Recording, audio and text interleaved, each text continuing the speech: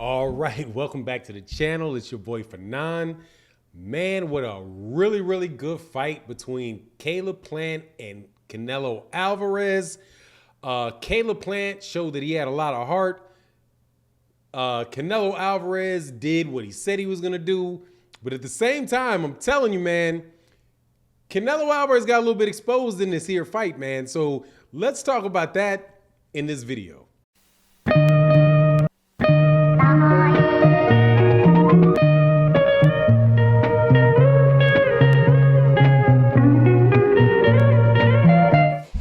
All right, welcome back to the channel. So again, excellent fight that took place for an undisputed title at 168 pounds between Canelo Alvarez and Caleb Plant. Canelo Alvarez knocks out Caleb Plant, I do believe, in the 11th round. Close to the time that he said he would do it, which is why in the lead into this fight, I said, I wanted to touch on 3 points here. The first is that Caleb Plant showed a lot in that fight, really made himself look good in that fight, even though he lost by knockout. Canelo Alvarez also did exactly what he said he was going to do. I was off maybe about a round or something, but did not really miss the intensity of the fight that was taking place. And then lastly, Canelo Alvarez got a little bit exposed, okay? From my point of view, so let's talk about the first. Let's put the first one first. Caleb Plant, I think, if I look at my scorecard, I had, before he got knocked out in the 11th round, I had given Canelo Alvarez 3 of those rounds, and 1 round that could have been even. The 4th, the 6th, the 9th, and the 10th. I thought he was coming on in the 9th and the 10th. And honestly, at that point in time, going into the 11th, I said on my scorecards, Canelo Alvarez is going to need to get a knockout to win on my scorecards. And the reason that I scored it that way, what was really happening in the fight was that Caleb Plant was winning that fight with the jab. He was moving very well. He was jabbed straight up the middle to Canelo's face, snapping his head back. Defense was excellent. He was going to the body. But many of those rounds, because Canelo Alvarez was following behind him, I gave those rounds to Caleb Plant.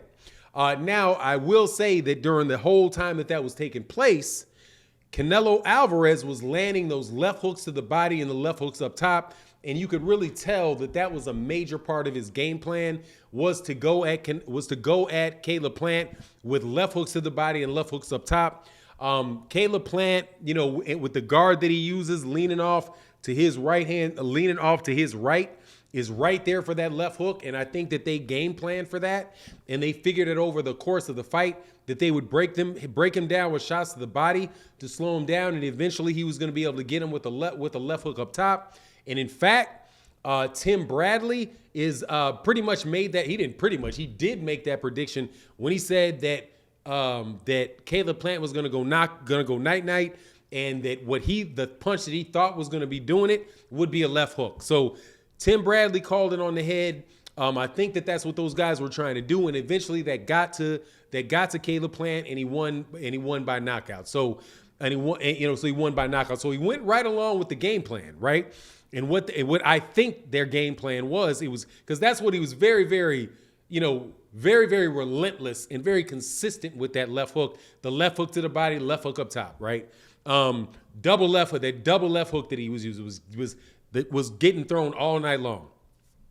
But this is why I say that was more than he intended, okay? Because I saw Canelo Alvarez get hurt with a body shot in the 9th. I believe it was the 9th or the 10th round. And I looked and I thought to myself, I was like, man, if Caleb Plant had power, if what Caleb Plant was throwing throughout that fight was a stiff jab and a stiff jab to the stomach, a stiff right hand to the stomach, and he was still able to utilize the ring and move like that, he would beat Canelo. And the reason I think he would have beat Canelo is because he would have worn down Canelo Alvarez over the long haul of that fight and always given him something to think about, where he wouldn't be able to just walk Caleb Plant down. So now, I'm not saying that to say that I don't think Canelo Alvarez, is a very, very good fighter. I do.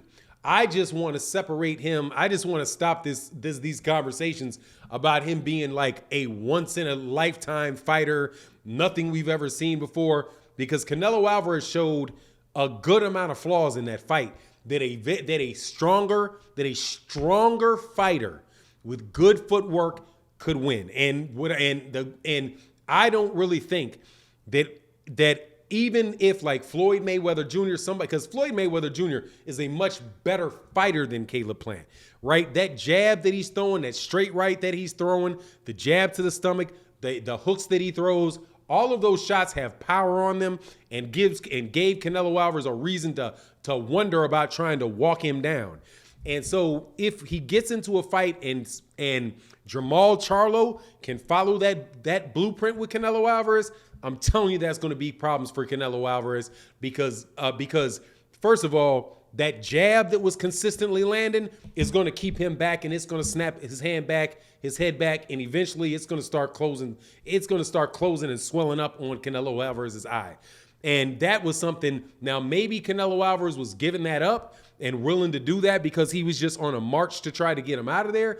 But I don't think so, because that's pretty much how he'd been fighting other guys, before that. I just think that that's the mode that he's in, and that he's just not a fighter with very fast feet. But he's a guy that's going to cut off the ring and try to close in on you. That was an 11th round knockout, and I'm telling you, if Caleb Plant had a defense for that left hook, and was able to really hurt Canelo Alvarez with those counter right hands that he was hitting on the inside and make him wonder, that dude could have won that fight. So now, why I'm thinking it exposes him in this regard. I don't think Canelo Alvarez is the best pound for pound fighter in the world. I do not think that.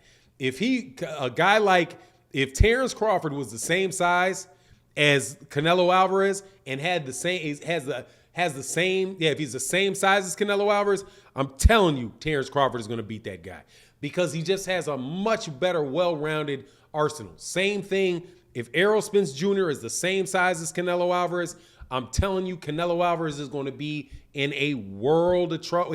He's going to be in a fight for his life, man, because of how direct Errol Spence Jr. is with that jab and that straight right hand.